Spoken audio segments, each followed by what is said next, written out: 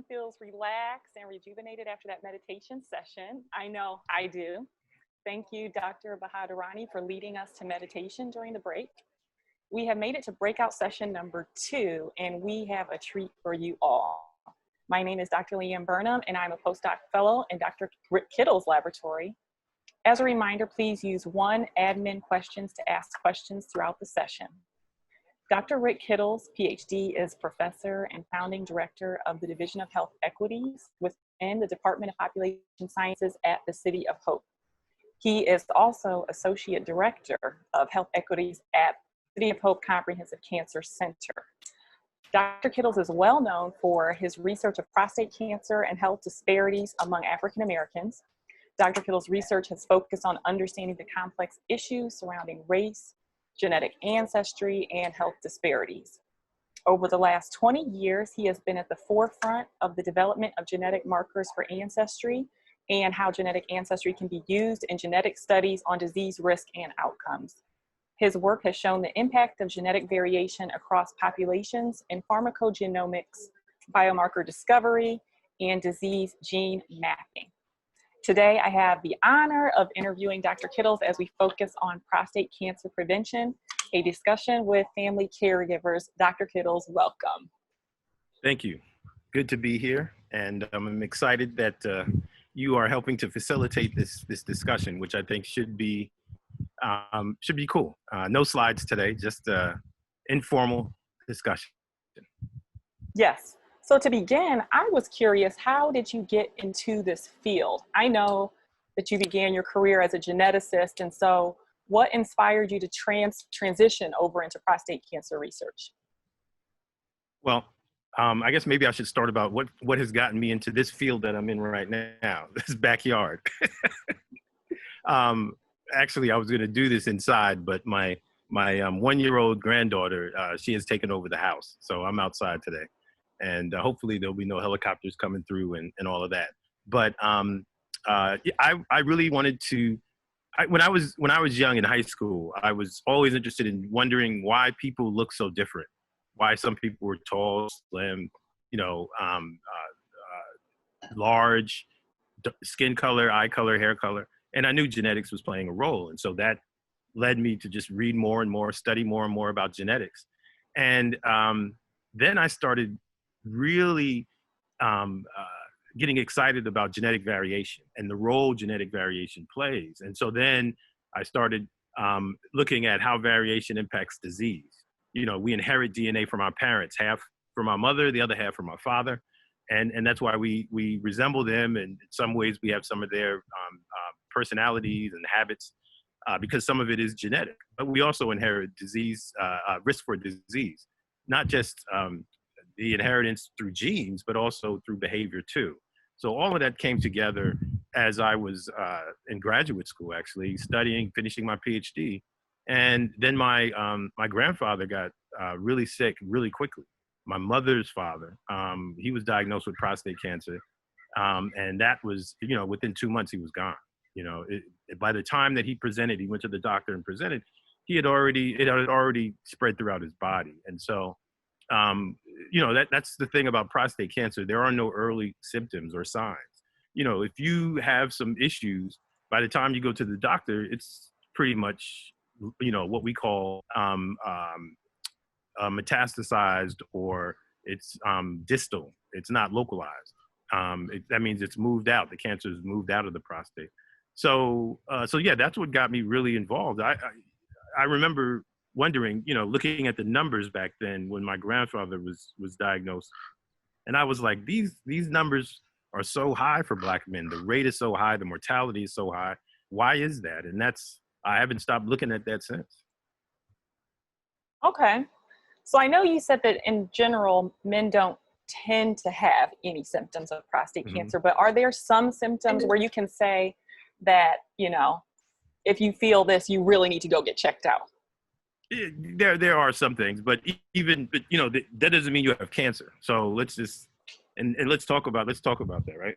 So the prostate is a gland that's about the size of a walnut, and the way that it's situated is positioned under the bladder.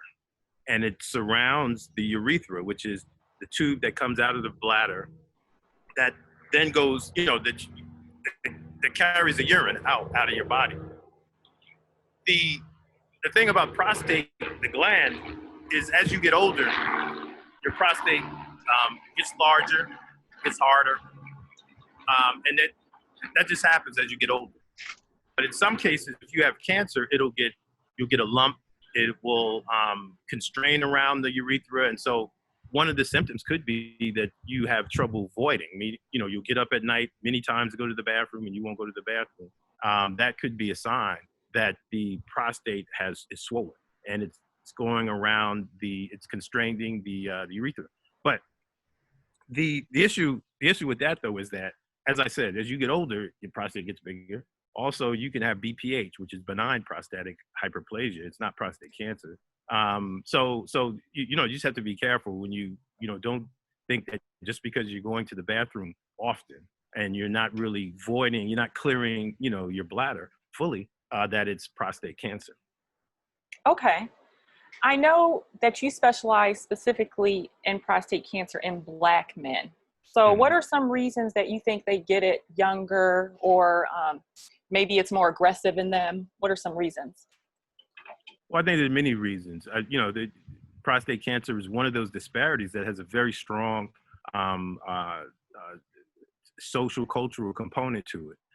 But what I believe is an even stronger genetic component also. When you look across all the different disparities, most of them, you change your habits, lifestyle, exercise more, you don't smoke, you don't drink, you eat better, you can, overcome some of those, disorders and these issues.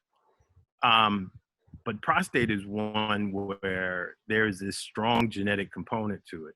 And the genetics could be inherited, or it could be due to different exposures. And I think for African Americans, we have this strong sort of enrichment of these risk alleles, these genes that are part of our family history that come actually from West Africa, that are increasing the burden of prostate cancer in the Black population. I'm not saying that those genes are African genes or they're bad. What I'm saying is that it's just part of our ancestry, and in an environment like here, where we have a westernized diet and lifestyle, those genes could play a critical role in incidence and then also mortality. So a lot of men are anxious to go get checked for prostate cancer. Can you describe so that our audience, whether they're male or they, for the loved ones in their lives, they can encourage them. Can you describe what getting tested for prostate cancer is like? Well, yeah, there's several aspects to this testing, right? One is called the PSA test, which is prostate specific antigen. That is a protein that is on the that's on the prostate. It's on these cells on the prostate. And as the prostate grows, because of either BPH or prostatitis or prostate cancer, you'll get more of those cells. And so what that blood test does is it measures the amount of the prostate specific antigen in the blood. And the higher the number, the more likely that you have something wrong. And if you have elevated PSA, they'll say maybe you should get a biopsy to really see. That could confirm if you have cancer or not. Another test that's done is the digital rectal exam. That is when the physician hopefully puts gloves on and then, lubricates his fingers, inserts it in your anus, and then palpates the prostate. Because if you go in through the anus, you could actually palpate the prostate. And normally the prostate should be spongy, like a wet sponge. So it should bounce back your fingers, from that palpation. And what's interesting though is when if the doctor, if the physician is doing it and they feel like something isn't spongy, there's no spring back, if there's a nodule or some hardening of the prostate, they could feel that, and then they'll say, hey, you should get a biopsy. And now with these ultrasound directed biopsies, I mean, there's so many neat things that the physicians are doing as they go in with these biopsies. Now, some people are afraid of the digital rectal exam. That's nothing. You know, some people were afraid about biopsies, but now that's also nothing too. The biopsy actually is when you go in with these needles and you get about 12 of them, 8 to 12 cores, they call them.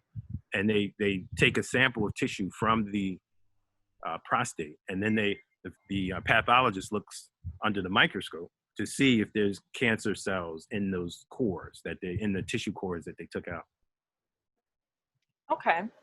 So that sounds like there's I'm sorry though. In terms of the testing is routine. The testing is not something that is uncomfortable. The testing is one in which men should do every year, especially 45 and above if you're African American, and if you have a family history, in some cases 40 and above, because men that have a strong family history have to be very vigilant about screenings and surveillance.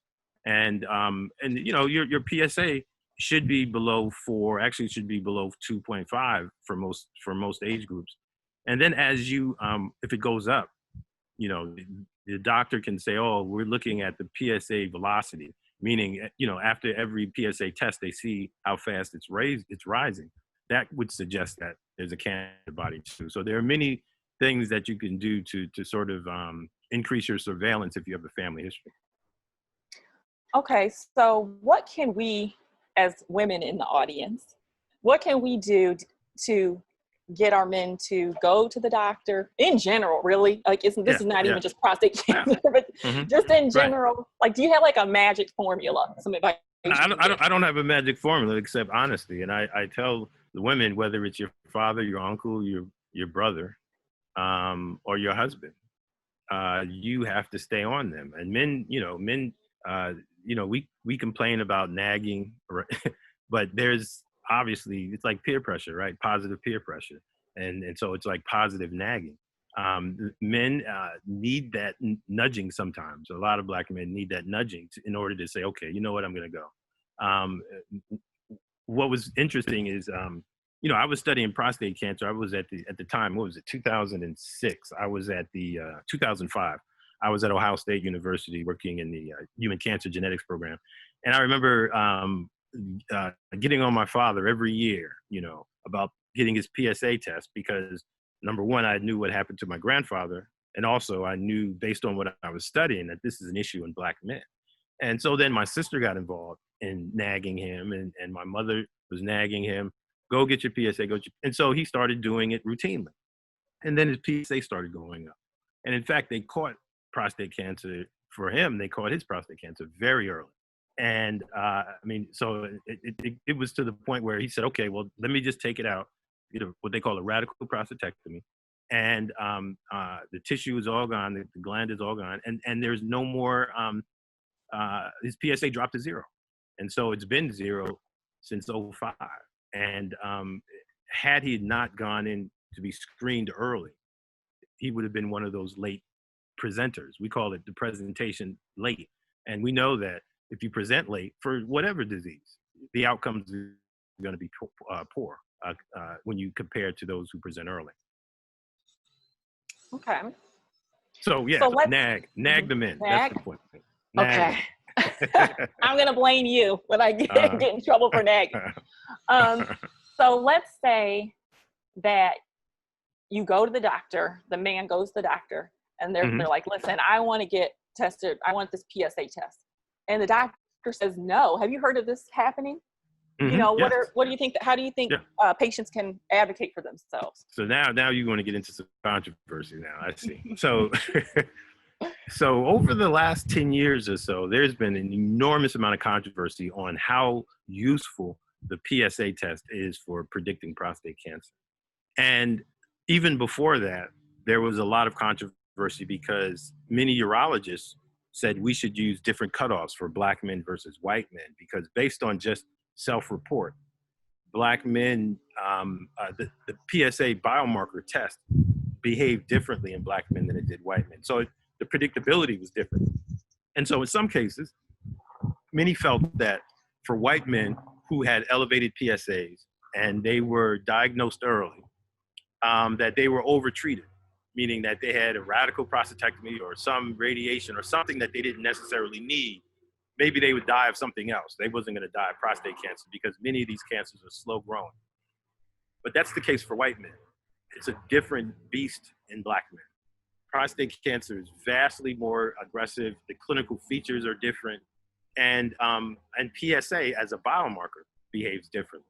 We've done studies with others where we've looked at self-reported black men and self-reported white men and looked at the predictability of prostate cancer using PSA and found that there was a big difference.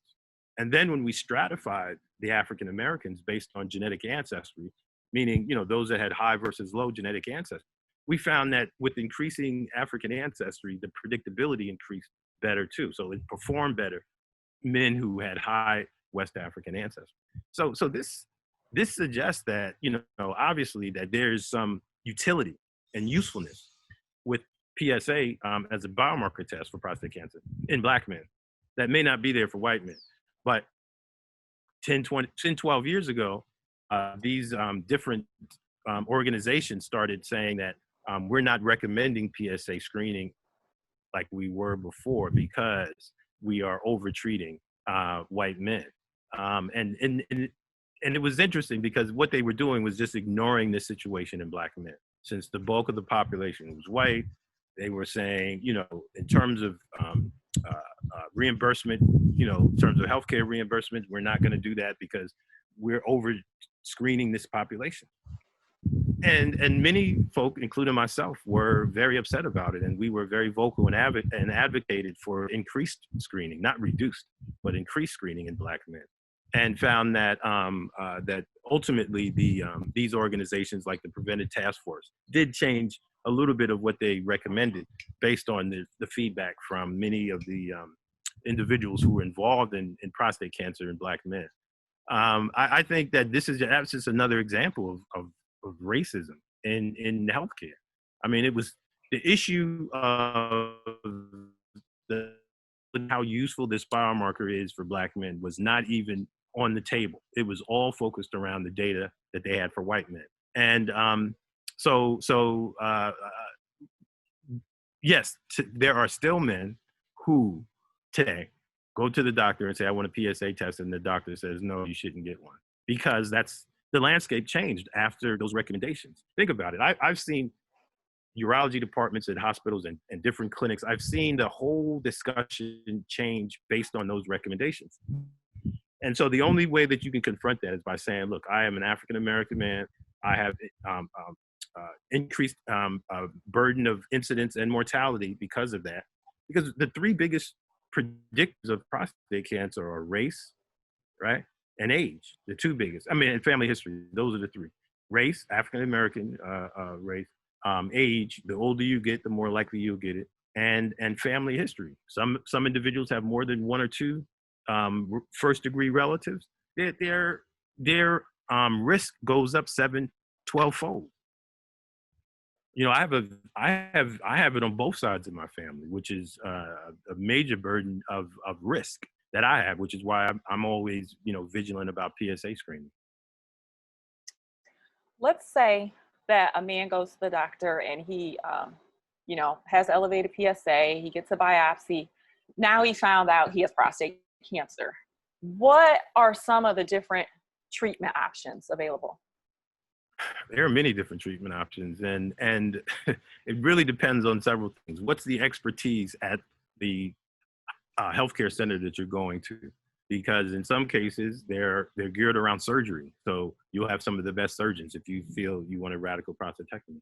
Other cases it's radiation or chemotherapy or immunotherapy is, you know, it's another one. And it really depends on the expertise that you have at hand. Some people want to get the full sort of brochure of options, right? But you also have to remember that, you know, not every center can do everything. So you may have to travel, or you may say, this may be my best option because of that. And so I can't say which one is the best. It really depends on the healthcare providers that are at your at your center. But yeah, there's surgery, there's radiation, and the radiation is interesting because you can have the directed, or you can have these seeds implanted that actually sit right nestled next to the prostate and emit radiation and causes those cells to be destroyed, the cancer cells. And then there are different chemotherapy agents and immunotherapy agents. But like I said, it really depends on the expertise that you have around you. What's interesting is that before these recommendations came out, about over treating and too much PSA screening, most hospitals had very strong urology surgery departments, and they were doing radical prostatectomies like, every day. Once those recommendations came and everything changed, the landscape changed, you don't see that level of expertise like you did 10 years ago. I mean, you still have it, but you don't see it like it was before. And so people now are doing more what they call watchful waiting, or active surveillance. That's another word for it, where they're just watching and getting screened regularly to see if that PSA is going up, and to see also if there's a spread outside of the prostate, how rapid is the growth. Because as I said, in many of these cases, in particular for white men, the prostate cancer is slow growing, and you'll probably die of something else. You get hit in the head with an axe or something before you die from the prostate cancer. But we don't necessarily have that advantage as Black men. A lot of the cancer is aggressive and driven very progressively. But yeah, so active surveillance is another option. And it's not treatment, but it's actually saying, look, I'm older. I don't want to have any radical sort of intervention or therapy. And so I'm just going to see if this is going to be slow or fast. If it's fast, then I'll jump onto some treatment. But if not, I'm just going to leave it alone. Okay.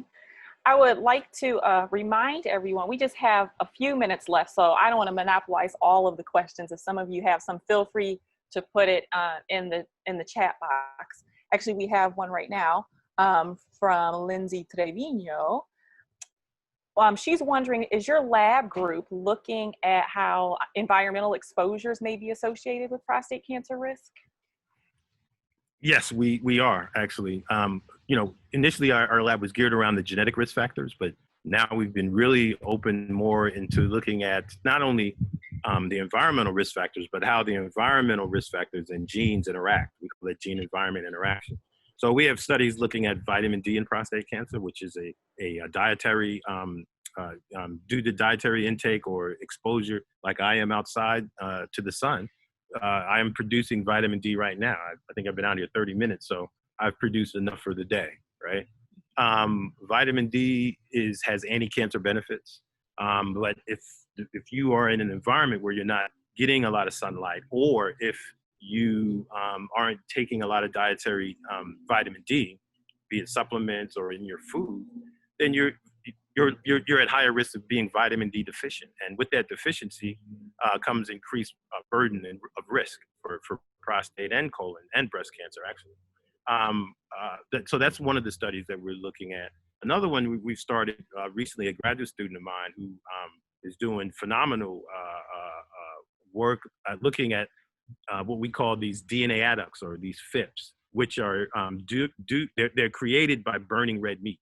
So, if you go and grill or charbroil or whatever your red meat, steak, hamburger, hot dogs, even chicken, if it's burnt, you create these FIPs, which actually bind to the DNA in your body and cause them to break or not do what they're supposed to do, and then can lead to cancer.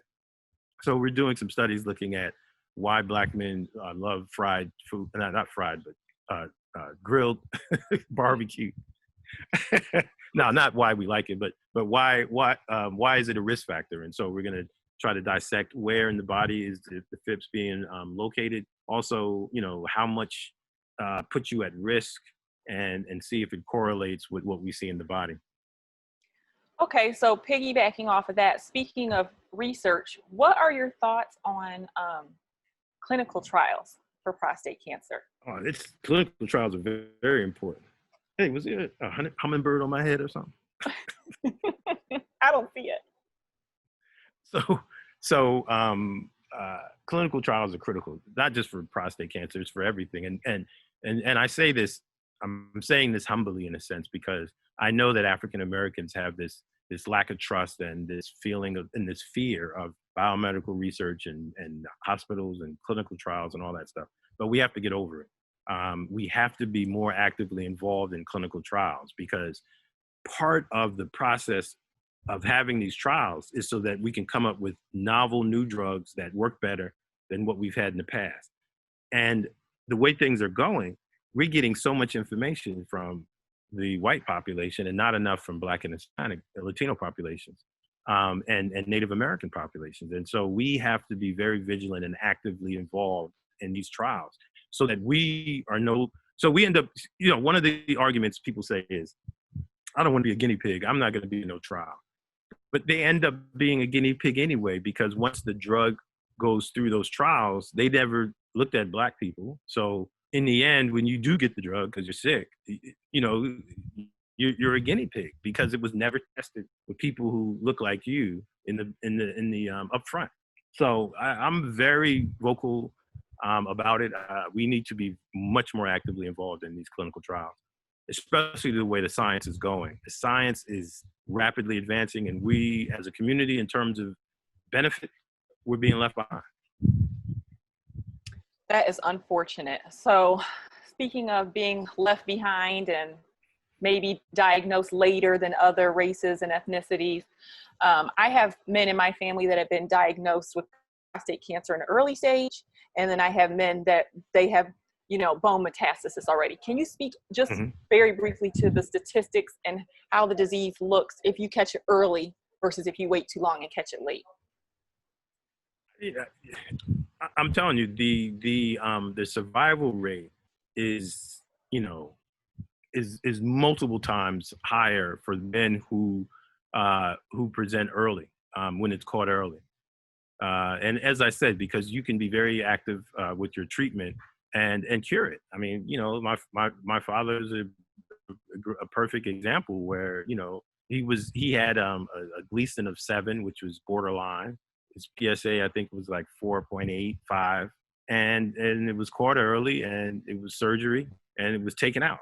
And it was taken out before it spread. So if it leaves the prostate, it could then go to the bones, to the lymph nodes. Once it gets to your lymph nodes, it goes to throughout the body. It gets circulated throughout the body, and a lot of times it ends up in your bones, in your skeletons, in your pelvis, your ribs, and you can see that when you do those scans. It's much better outcomes when you present early, when you catch it early, as opposed to late. Okay. It's a very difficult disease to treat and cure when it's spread throughout the body outside of the prostate. Okay. So on a final note, since it's so important to catch it earlier, do you know of places men may be able to get screening for free or cheaper, maybe if their doctor's not willing to do it for them? There aren't many places that do that. I know we do it as a program for certain parts of our communities, but I wish that every institution did it for free. I'm sure you can find, if you go to one of those community clinics, the opportunity to get a PSA test. But in some cases, you're going to have to convince the physicians also to do it. You'd have to say something about maybe you have family history or based on your age and race. But we provide free screening to individuals in LA and in the San Gabriel Valley area. So there are opportunities for that to happen, to get access to free screening.